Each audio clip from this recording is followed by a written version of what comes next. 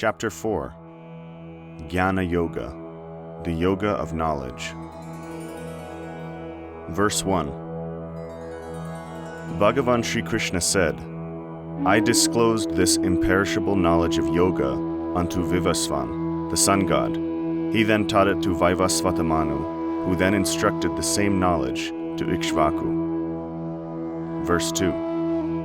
In this way, O conqueror of the enemy, the pious rulers understood this path of knowledge through the disciplic succession. However, this knowledge of yoga has been lost due to the influence of time. Verse 3. I am again teaching this ancient science of yoga to you, because you are my dear friend and devotee. You can understand the transcendental mystery of which I speak. Verse 4. Arjuna said, You were born only recently, and the sun god appeared long ago. So how am I to understand that in ancient times you had taught him the science of yoga? Anuvriti. According to the above statement of Sri Krishna, the Bhagavad Gita is a very ancient text. Krishna says that previously he had spoken this knowledge of yoga to Vivasvan, the predominating deity of the sun planet, and in turn Vivasvan passed on this knowledge to other universal leaders and great kings. This flow of knowledge from one to another is called parampara, or disciplic succession. But in time, the knowledge of yoga was lost, and therefore Krishna was again speaking Bhagavad Gita to Arjuna. The qualifications to properly understand Bhagavad Gita are stated here. One should be a devotee of Krishna, and one should understand that Krishna is Suhridam Sarvabhutanam, the friend of all living beings. In Bhakti Yoga, one does not fear God, because Krishna is not a wrathful God. Krishna is our dearmost friend and our ever well-wisher.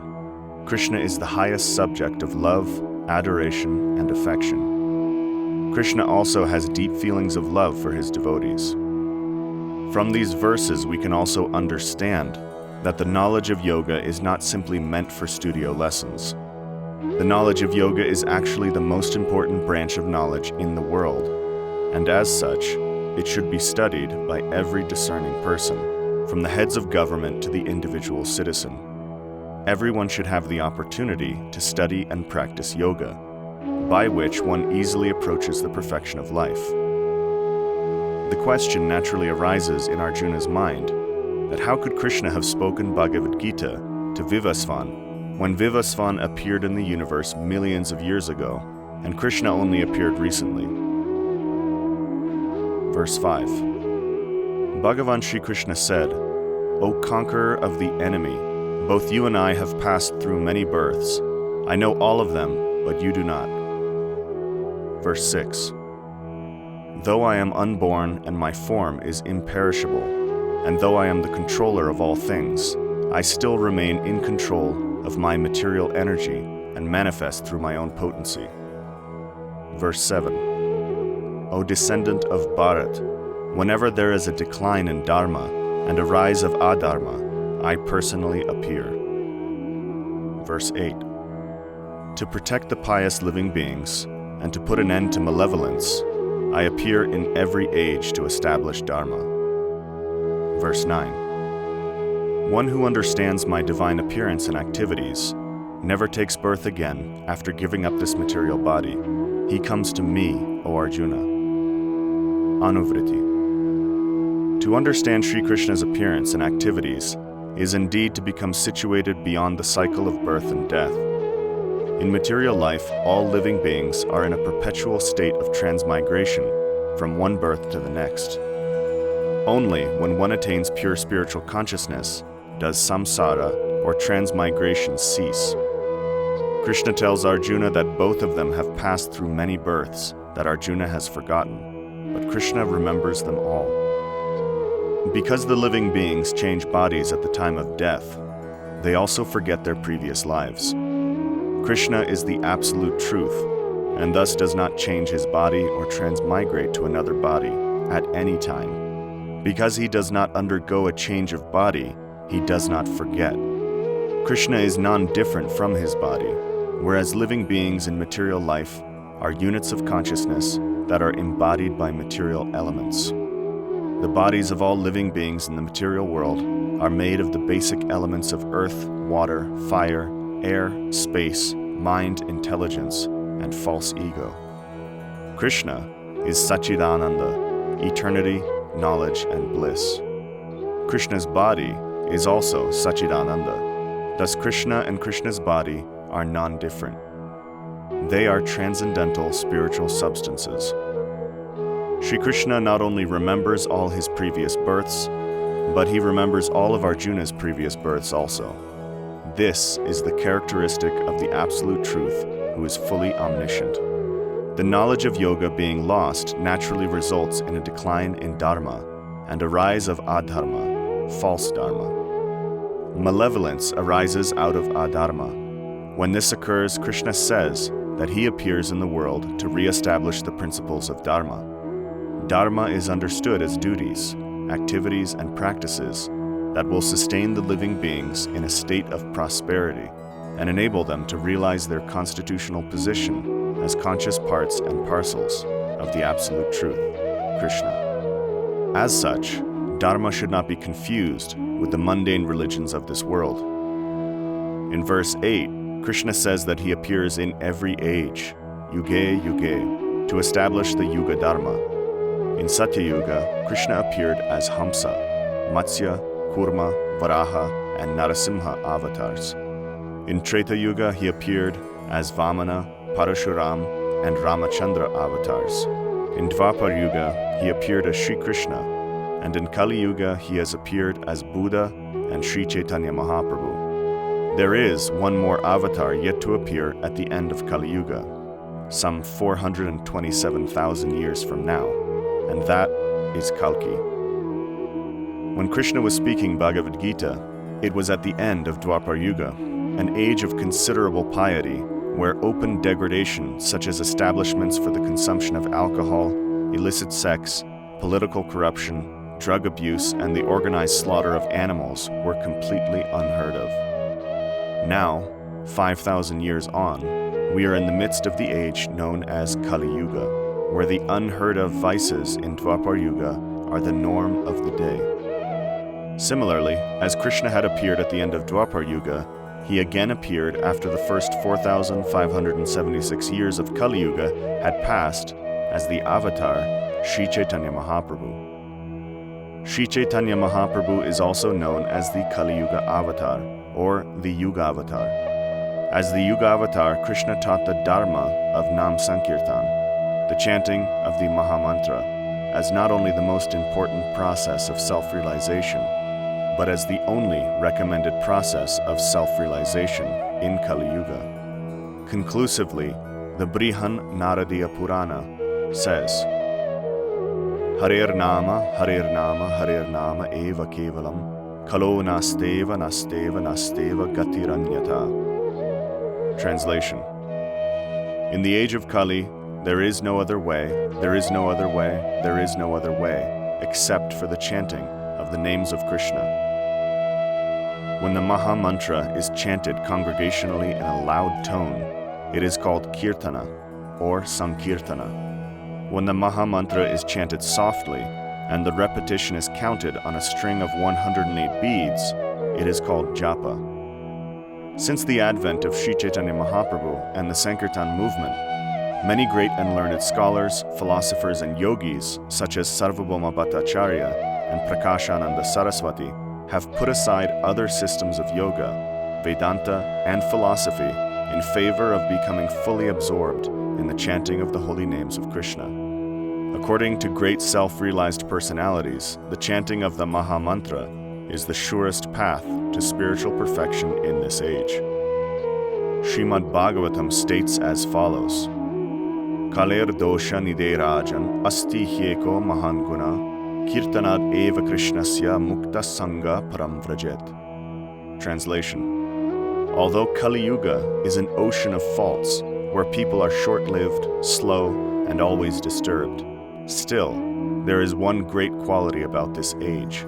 Simply by chanting the name of Krishna, one can be delivered from material bondage and attain the supreme destination. Krite yadhyayato Vishnum Tretayam yajatomakai, dvapare paricharyayam, kalo tad harikirtanat. Translation: Whatever results were gained in Satya Yuga by meditating upon Vishnu, in Treta Yuga by performing elaborate sacrifices, and in Dvapar Yuga by deity worship, can be obtained in Kali Yuga simply by chanting the names of Krishna. The chanting of the Mahamantra advances one in self-realization because it purifies the heart of material influences and eliminates the false conceptions of life, thus terminating the cycle of birth and death. Sri Chaitanya Mahaprabhu has composed a verse wherein the benefits of Sankirtana, chanting the Mahamantra, have been described as follows. Cheto dharpanamarjanam bhavamaha dhavagni nirvapanam shera kairava chandrika vitaranam vidyavadu jivanam anandam buddhivardhanam pratipadam purnamrita svadanam sarvatma snapanam param vijayate Shri Krishna Sankirtanam. Translation: The holy name of Krishna cleanses the mirror of the heart and extinguishes the fire of misery in the forest of birth and death. Just as the evening lotus blooms in the moon's cooling rays, the heart begins to blossom in the nectar of Krishna's name. And at last the Atma awakens to its real inner treasure, a life of love with Krishna. Again and again tasting nectar, the Atma dives and surfaces in the ever-increasing ocean of ecstatic joy. All phases of the self, of which we may conceive, are fully satisfied and purified, and at last conquered by the all-auspicious influence of the holy name of Krishna. Sri Chaitanya Mahaprabhu taught the chanting of the Mahamantra and a complete system of philosophy known as Achintya Bheda Bheda Tattva that has encompassed all the great philosophical systems of India that preceded him, such as Adi Shankara's Advaita, Vishnu Swami's Shuddhadvaita, Nimbarka's Dvaita Advaita, Ramanuja's Vishishtadvaita, and Madhva's Dvaita. The Achintya Bheda Bheda Tattva philosophy is essentially the philosophy of simultaneous oneness and difference in the absolute truth, culminating in Prema Bhakti, or divine love. As such, Sri Chaitanya Mahaprabhu has revealed the greatest philosophy of spiritual perfection in this world. To accompany the chanting of the Mahamantra, the process of deity worship that was prominent in Dvapar Yuga is still in vogue today. The deity is the Archa Vigraha representation of Sri Krishna that is manifest before the aspirant so that one can perform archana, or worship, and fix the mind and senses on the form of the Supreme Person. When the authorized Archa Vigraha is present, such worship should not be confused with the worship of lifeless and unauthorized idols. Current in the communities of Bhakti Yoga are the worship of the Archa Vigrahas of Sri Krishna, such as Jagannath, Panchatattva, Gaur Nitai, Gaur Gadadhar, Sri Narasimha, and Sri Sri Radha Krishna. Verse 10. Freed from mundane attachment, fear, and anger, and absorbed in thinking of me, many people have taken refuge in me and become purified by the knowledge of austerity and attained love for me. Verse 11. In whatever way people surrender unto me, I reward them accordingly. O Partha, all men follow my path. Verse 12. In this world, those that desire material success worship the demigods, since in human society success from such activities is quick to manifest. Verse 13. I have created the 4 social divisions that are determined by the influence of the modes of material nature and their parallel activities. Although I have created this arrangement, know that in reality I am the non-doer and that I am unchangeable. Verse 14. There is no activity that affects me, neither do I desire the results of material activities. One who understands this is never bound by karma. Verse 15. Knowing this, in ancient times, those that desired liberation also performed action. Thus you should also adopt the path of action, as they did in the past. Anuvriti. In verse 10, Sri Krishna alludes to the topmost stage of self-realization, by the use of the word bhava. Bhava is the stage of deep affection, just before one reaches the stage of purest love, prema. Rupa Goswami, the foremost disciple of Sri Chaitanya Mahaprabhu, explains this in great detail in his book, Bhakti Rasamrita Sindhu. Ado Shraddha tata sadhu sangota bhajana kriya, tato nartana vrittisya, tato nishta ruchistata, ata saktis tato bhavas tata prema bhudanchati, sada kanam ayam premna, pradurbhave bhavet krama. Translation: the development of transcendental love begins with Shraddha, or faith. Shraddha leads one to associate with spiritually advanced persons, sadhu sangha. In association of sadhus, one receives shiksha, or instructions on how to approach the absolute truth, and gradually one is initiated into the process. This is also called bhajana kriya. When the heart is cleared of contamination, one reaches the stage of being pure-hearted, anartha-nivritti. By the cultivation of spiritual practices, after achieving anartha-nivritti, one becomes steady, nishta, and achieves the state of ruchi, wherein one begins to taste the pure sweetness of realization in the absolute truth. This ruchi develops further to become asakti, or great attachment for the absolute. Great attachment for the absolute gradually manifests as the great feelings of affection for Sri Krishna. This is called bhava, and the mature stage of those feelings of affection are known as prema, or the sentiments of transcendental love for Krishna. It is interesting to note that Krishna hints at this ultimate perfection early on in Bhagavad Gita, not too overtly, but slightly covertly. For love, after all, is the greatest of all secrets.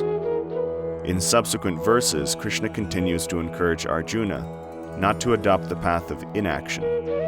Krishna assures Arjuna that he is transcendental to all types of karma, and those who take refuge in him also become liberated from the reactions of material activities. Krishna wants Arjuna to follow the example of previously liberated persons, to follow in their footsteps. Mahajano yena katha sapanta. In ancient times, there were many great personalities, known as Mahajanas, and they all achieved liberation from birth and death by taking shelter of Krishna. Krishna wants Arjuna to follow these Mahajanas. Shri Krishna is awarding all living beings accordingly as they approach him. Knowingly or unknowingly, everyone is searching for Krishna. Krishna is the reservoir of pleasure and the primeval cause of everything. In Brahma Samhita, Shri Krishna is described as Sarva Karana Karanam, the cause of all causes. Krishna is also known as Govinda, or one who gives pleasure to the senses. But due to being under the illusion of bodily consciousness, the living beings are not aware of what is actually in their best interest. Therefore, they do not approach Krishna directly.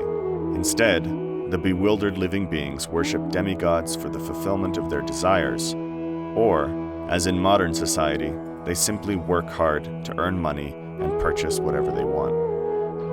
In material existence, the living beings are wandering throughout the universe in different species of life, experiencing happiness and distress according to their karma. Brahmanda Brahmite Kona Bhagyavana Jiva Guru Krishna Prasade Pai Bhakti Lata Bija. Translation: out of millions of wandering living beings, one who is most fortunate gets an opportunity to associate with a liberated person, a guru, by the grace of Krishna. By the mercy of Krishna and the guru, such a person receives the seed of the creeper of bhakti. From the Chaitanya Charitamrita, Madhya Lila. The world is old, much older than many of us realize, and many things have changed over the ages. Yet the basic principles of spiritual advancement and putting an end to the problems of birth, death, old age, and disease remain the same. The advancement of modern civilization has actually done very little to solve the real problems of life.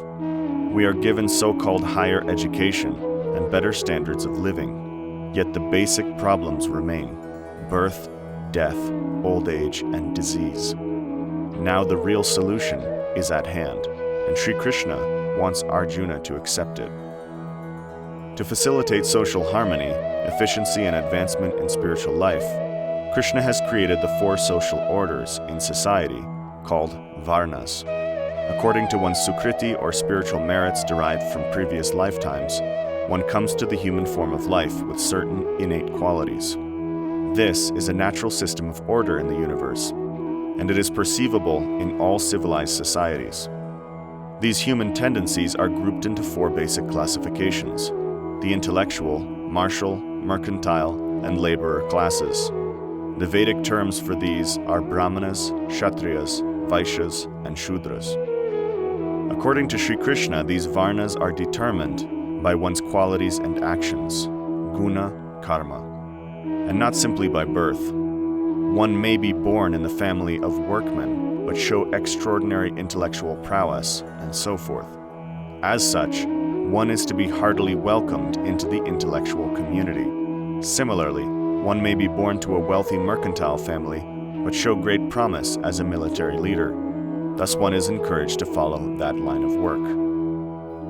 When one performs the work prescribed to him, according to his qualities, and devotes that work to please the Supreme Person, Krishna, then such a person achieves the highest perfection. This is confirmed in Srimad Bhagavatam as follows. Atapum bir dvija shreshta varanashrama vibhagasha svanushtistasya dharmasya samsiddhir haritoshanam.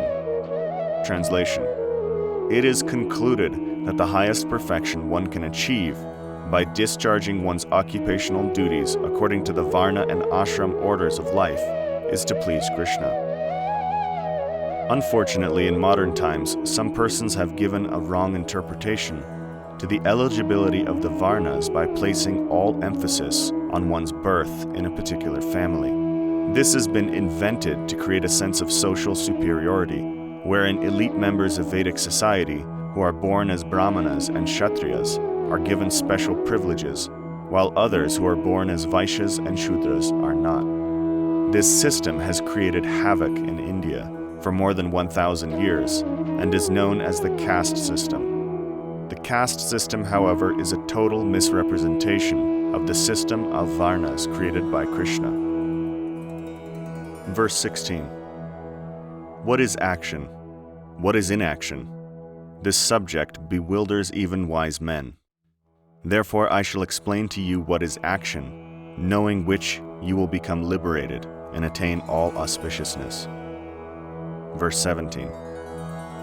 One should understand what is prescribed action, karma, what is forbidden action, vikarma, and what is the renunciation of action, akarma. The path of action is most difficult to comprehend.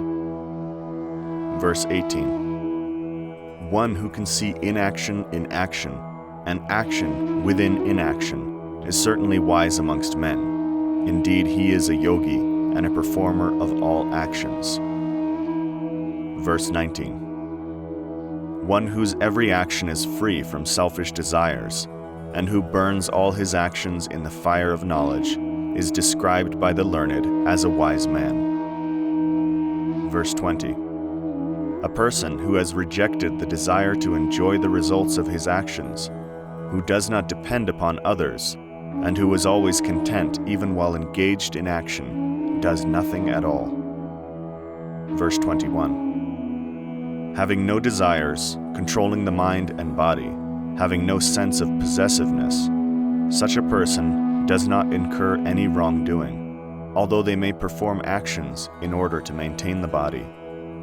Verse 22. One who is content with those things that come of their own accord, who is beyond duality, devoid of enviousness, and equal in success and failure, such a person is not bound by karma, although he may perform actions. Verse 23. All karma is completely dissolved for one who is detached, liberated, situated in knowledge, and performs action only in sacrifice. Anuvriti. We have already discussed previously the different types of action such as karma, prescribed duties, vikarma, forbidden actions, and akarma, spiritual activities. Nonetheless, it is sometimes difficult to understand the different types of action, and especially to see inaction in action, and action within inaction. Indeed, this seems quite contradictory.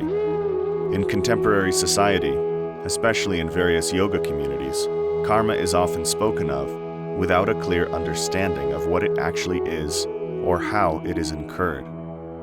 The point Sri Krishna wants to make clear is that actions performed for his satisfaction do not have any reaction in the sphere of karma or vikarma. Actions performed for Krishna are in the category of akarma, producing only spiritual benefit, no good or bad material effect. Good and bad karma are both material, and as such, they must be shaken off before one can become spiritually liberated. Generally, we want good karma, but good karma means we will have to take birth again and enjoy its good effects. Bad karma, of course, is commonly understood as something undesirable or to be avoided because it causes suffering, pain, and distress. This is certainly true, but bad karma is simply the flip side of good karma, and vice versa. This is called the karmic entanglement of material life, sometimes enjoying and sometimes suffering. Akarma leads to liberation from all material entanglement and takes one to the plane of eternal blissful life in full knowledge of everything. While engaging in yoga, a serious student should, as far as possible, lead a simple life beyond duality by minimizing material hankerings, controlling the mind and body, and giving up possessiveness. Being content with that which comes of its own accord, one should remain steadfast in the practice of yoga. Verse 24. The utensils used for sacrifice are the absolute. The sacred fire is the absolute, and the offering made is the absolute. One whose consciousness is always absorbed in thoughts of the absolute attains the absolute. Verse 25. Some yogis perform sacrifices to the demigods. Others offer themselves into the fire of the absolute. Verse 26. Some offer the senses of hearing, seeing, touching, smelling, and tasting into the fire of self-control. Others offer the sense objects, sound, form, taste, touch, and smell, into the fire of the senses. Verse 27. Some offer all the functions of the senses and the functions of the life airs into the fire of self-purification, which is ignited by knowledge. Verse 28. Some yogis sacrifice their possessions through penances or through the practice of yoga. Some undertake severe vows and strictly sacrifice through knowledge by studying the Vedas. Verse 29. Others practice control of the life airs by offering the ingoing breath into the outgoing breath, and outgoing breath into the ingoing breath, and thus restrain both. Others offer their life airs by controlling the intake of food. Verses 30 and 31. All of them are conversant with the principles of sacrifice. They have purged themselves of impiety by their performance of sacrifice. They are satisfied with the remnants of sacrifice, and thus they attain the eternal absolute truth. O best of the Kuru dynasty, for one that never performs sacrifice, even the pleasures of this world are denied. Then what to say of the next life? Verse 32. In this way, many varieties of sacrifices have been explained in the Vedas. You should understand that all of them are born of action. Knowing this, you shall be liberated. Anuvriti. The above verses principally deal with sacrifice, and sacrifices of different types. However, it should be mentioned at the outset that Sri Krishna does not recommend animal sacrifices. The very word sacrifice conjures up images of bloodshed, and rightfully so. In the history of religions throughout the world, from antiquity to modernity, the sacrifice of both animals and humans has been a common practice. Most progressive thinkers, however, now view human and animal sacrifice as totally repugnant, and certainly Sri Krishna would be in complete agreement. The sacrifices mentioned here by Krishna mainly concern the performance of austerities, breath control, study of the Vedas, purification of knowledge, renunciation, observing vows, etc. The purpose of all such sacrifices is to advance in realization of the absolute truth.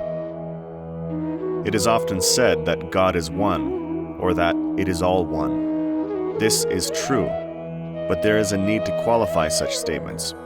God is the absolute truth, one without a second, but this does not mean that all living beings are God. The Bhagavad Gita is straightforward on the point that all living beings are eternally individual and never become God at any time. Similarly, God is always the absolute truth and nothing less.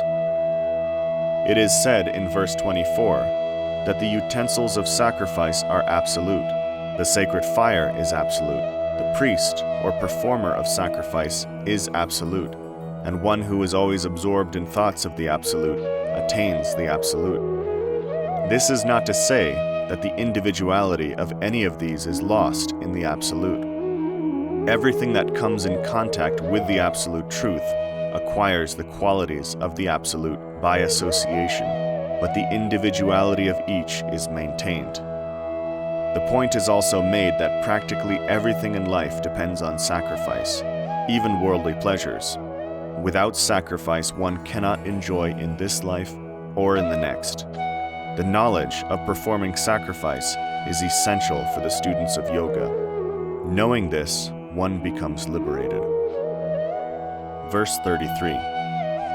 O conqueror of the enemy, the sacrifice involving knowledge is higher than the sacrifice of material ingredients. All actions culminate in knowledge, O Partha. Verse 34. Just try to understand this knowledge by approaching a self-realized person who has seen the truth. Make submissive inquiry and render service unto him. The Tattvadarshi, the seer of the truth, will instruct you and give you initiation into this sacred path. Verse 35. O son of Pandu, understanding this knowledge, you will never be subject to illusion again. Through this knowledge you will see the spiritual nature of all living beings, and that they are all situated within me. Verse 36. Even if you are most impious, you can cross over the ocean of all vices by boarding the boat of wisdom. Verse 37. As a blazing fire turns wood into ashes, similarly, the fire of wisdom renders all karma to cinders, O Arjuna. Verse 38.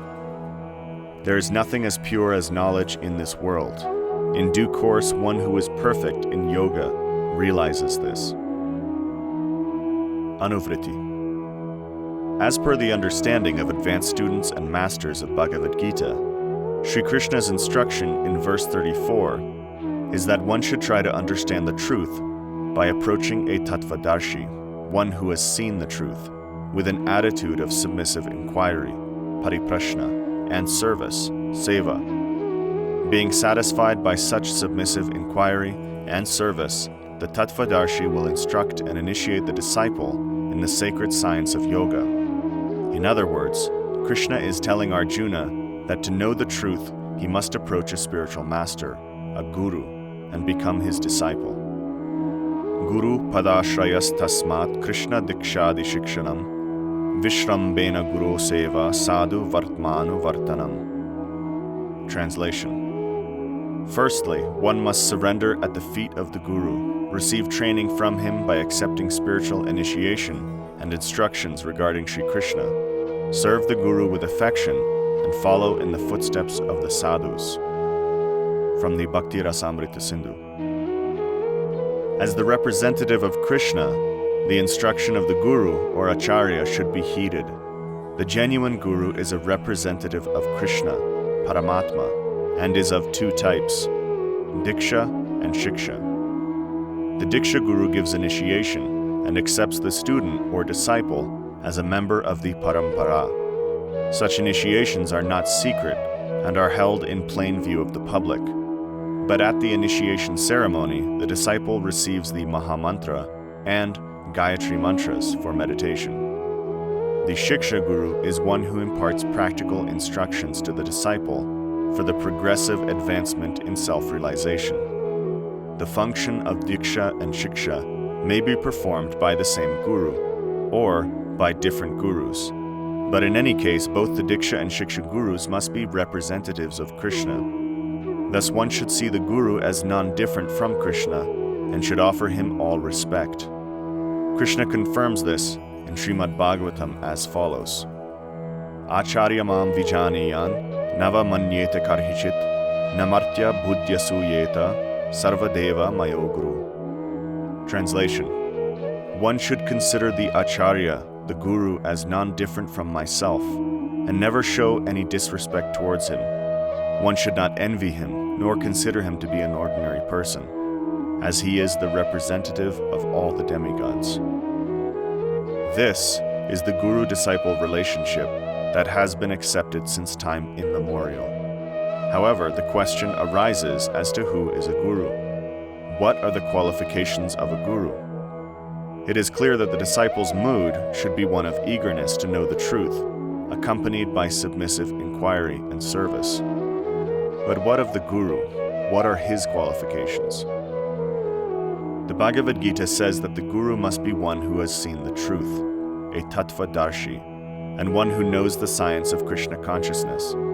This presupposes that the Guru is himself a disciple of the previous Guru. This is known as the Guru Parampara, or the Guru-disciple succession. Bhagavad Gita sets the standard to acquire entrance into knowledge of the absolute truth, and what that truth is. Krishna is the principal speaker of the Bhagavad Gita, and therefore the Guru must necessarily be in the Parampara of Krishna. The first qualification of the Guru is that he must be in an authentic Parampara, and he must teach his disciple the principles and conclusions of Bhagavad Gita. There are 4 paramparas, and one should learn the philosophy of Bhagavad Gita from one of those paramparas. Sri Baladev Vidyabhushan has mentioned these 4 paramparas in his book, Prameya Ratnavali. Sampradaya vihinaye mantraste nishvalamata atakalo bhavishyanti chatvara sampradayina Shri Brahma Rudra Sanaka Vaishnavakshiti Pavana Chatvaraste Kalo Bhavya Hyutkale Purushottamat Ramanujam Shri Svichakre Madhvacharyam Chaturmukha Shri Vishnu Swaminam Rudro Nimbadityam Chatusana. Translation: the mantra that is not received in a disciplic succession does not produce any result. Thus, in Kali Yuga, there are 4 sampradayas, or paramparas. They are the Shri, Brahma, Rudra, and Sanaka sampradayas. Ramanuja is the Acharya of the Shri Sampradaya, Madhva is the Acharya of the Brahma Sampradaya, Vishnu Swami is the Acharya of the Rudra Sampradaya, and Nimbaditya is the Acharya of the Sanaka Sampradaya. The Vedas conclude that Sri Krishna is the absolute truth, and all living beings are his parts and parcels. The Katha Upanishad states, Nityo Nityanam Chetanas Chetananam Eko Bahunam Yo Vidadati Kaman. Translation: he is the prime eternal amongst all eternals. He is the supreme conscious being amongst conscious beings, and he alone is maintaining all life. However, despite this, unscrupulous persons still attempt to make a trade with Krishna's words in Bhagavad Gita, and instead of declaring Krishna to be the supreme conscious being, they put themselves forward as being Krishna or God incarnate. Such so-called gurus are actually not gurus, but cheaters. This is explained by Shiva in Padma Purana. Guruvo bahava santi shishya vitapaharaka durlava sadgurur devi shishya santapaharaka.